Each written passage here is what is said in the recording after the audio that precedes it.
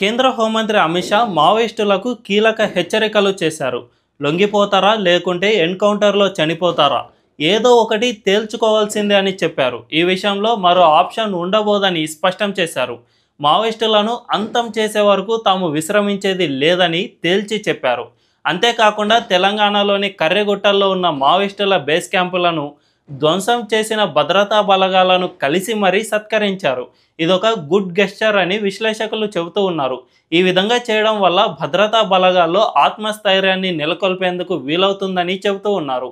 ఈ విధంగా మావోయిస్టుల అంతానికి కేంద్రం సిద్ధంగా ఉంది. ఆపరేషన్ కగార్ పేరిట ఇప్పటికే ఎంతో మందిని కేంద్రం ఎన్కౌంటర్ చేసింది. ఇందులో మావోయిస్టు పార్టీ అగ్రనేత నంబాల కేశవరావు సైతం చనిపోయారంటే ఈ యుద్ధం ఎంత తీవ్రంగా సాగుతుందో అర్థం చేసుకోవచ్చు. ఈ స్పీడ్ చూస్తూ ఉంటే కేంద్రం నిర్ణయించుకున్న 2026 మార్చి డెడ్లైన్ కల్లా ఆపరేషన్ కగార్ పూర్తవుతుందనే అర్థమవుతోంది.